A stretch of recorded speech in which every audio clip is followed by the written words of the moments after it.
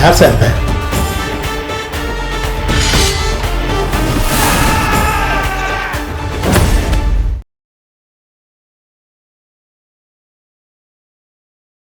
நம்ம என்னதான் பணம் பணம் சம்பாரித்து ஓடினாலும் ஆனால் அதுக்கு ஒரு விளையாட்டுன்னு ஒன்று இருக்குது, பசங்களுக்கு படிப்புன்னு ஒன்று இருக்குது. அதெல்லாம் எந்த அளவோடு இருக்கணும், எந்த ஸ்கேலில் வச்சுக்கணும் அப்படின்னு ஒரு 2 மணி நேரம் 15 நிமிஷம் நாங்கள் எல்லாத்தையுமே மறந்து மெய் மறந்து இந்த ராம் ஃபேமிலி பறந்து படத்தை பார்த்தோம். சிவா வழக்கமாக அந்த நக்கல் நையாண்டி காமெடி இதை மட்டும் பண்ணிட்டு போனார். இவரும் ஒரு நம்ம நடிகராக வந்து ஏற்றுக்கவே இல்லை இது வரையும்.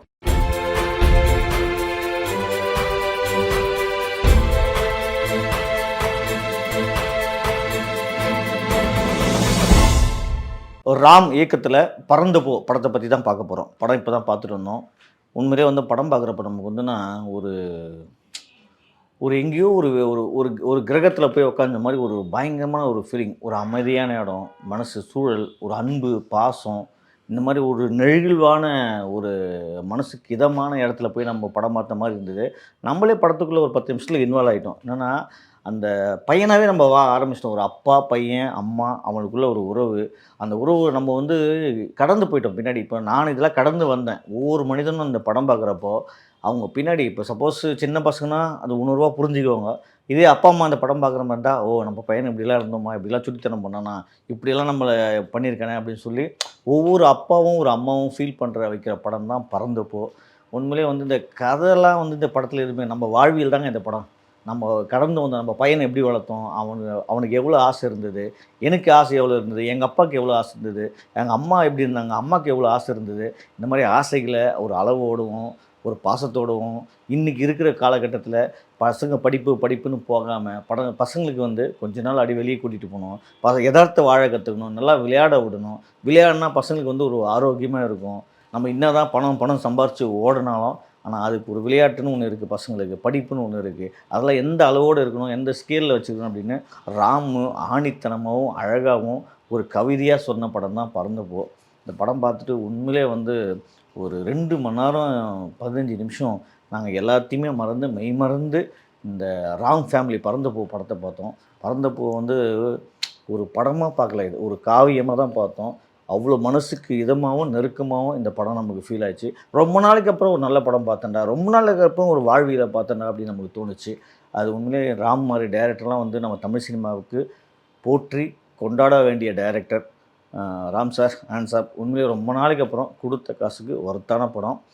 இந்த படம் தயவு செஞ்சு எல்லோரும் போய் தியேட்டரில் பாருங்கள். அதுக்கப்புறம் முக்கியமாக இன்னொரு யாரை பாராட்டணும்னா சிவா. ஏன்னா சிவா வழக்கமாக அந்த நக்கல் நையாண்டி காமெடி இதை மட்டும் பண்ணிட்டு போனார். இவரும் ஒரு நம்ம நடிகராக வந்து ஏற்றுக்கவே இல்லை இது வரையும். சிவா படமாக ஒரு ஜாலியாக இருக்கும் அப்படின்னு நினச்சோம். ஆனால் இந்த படத்தில் உண்மையிலே ஒரு அப்பாவாக வாழ்ந்திருக்காரு. அதுவும் அவன் பையன் பண்ணுற சேட்டைக்கெல்லாம் வந்து இவர் எல்லாத்துக்குமே பொறுத்து போய் இவர் ஒரு அப்பா. இந்த உலகத்தில் எல்லாரும் சிவா மாதிரியே தான் இருப்பாங்க. நானும் சிவா மாதிரியே தான் இருந்தேன். என் பையன் பண்ண எல்லா சேட்டைக்கும் நான் ஓகே சொல்லுவேன். அவன் எது கேட்டாலும் வாங்கி கொடுப்பேன். இதே மாதிரி ஒய்ஃப் இவ்வளோ அதிகமாக திட்டுவாங்க. இதெல்லாம் இயற்கையாக நடக்குது தானே. அந்த மாதிரி வந்து ஒவ்வொரு அப்பாவும் தன் மகனை எப்படியெல்லாம் பார்த்துக்குவாங்களோ அதே மாதிரி பார்த்துக்கினாரு. ஒரு அப்பாவாக வாழ்ந்திருக்காரு. மற்ற படங்களை காட்டிலும் சிவாவுக்கு இது முக்கியமான படம். சிவா வந்து நிறைய இந்த ட்ரெய்லர் லான்ச்சு ஆடியோ லான்ச்லாம் சொன்னார். இந்த படத்துக்காக என்னை பயங்கரமாக நடக்க விட்டார், ஓட விட்டார், மரம் ஏற விட்டாருன்னு. ஆனால் உண்மையிலே இந்த மாதிரி கஷ்டப்பட்டால் தான் இந்த மாதிரி நல்ல படம் உங்களுக்கு கிடைக்கும்.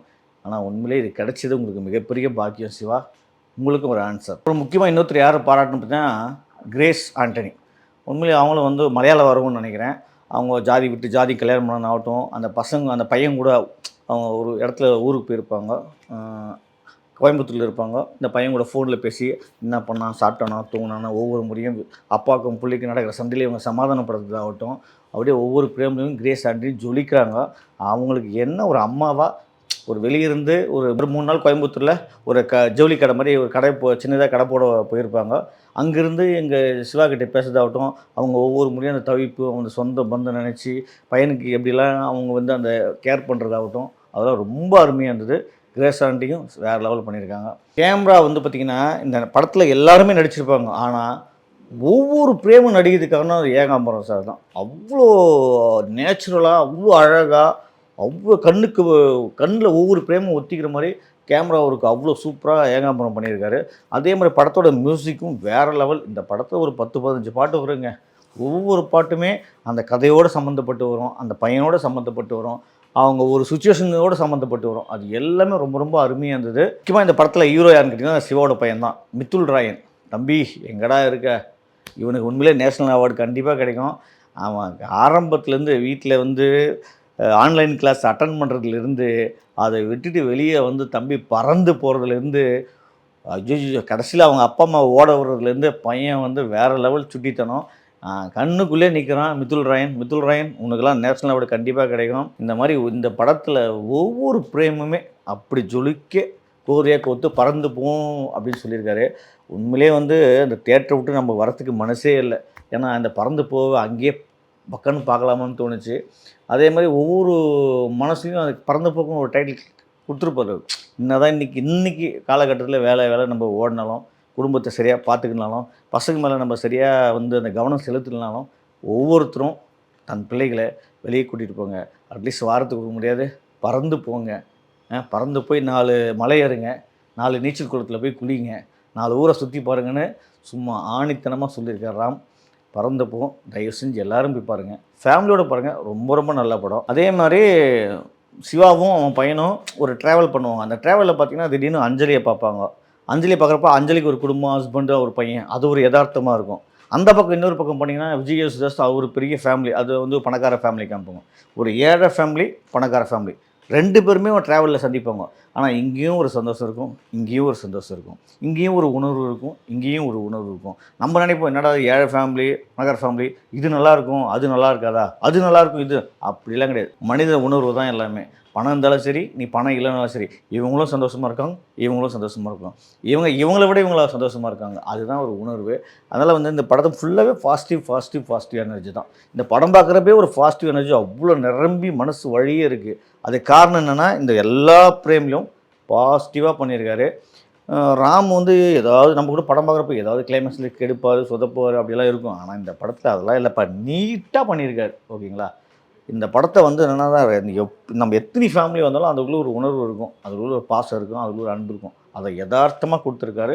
பறந்து போ, தயவு செஞ்சு மிஸ் பண்ணாமல் பாருங்கள். இந்த வீடியோ உங்களுக்கு பிடிச்சிருந்தா லைக் பண்ணுங்கள், கமெண்ட் பண்ணுங்கள், ஷேர் பண்ணுங்கள், சப்ஸ்கிரைப் பண்ணுங்கள்.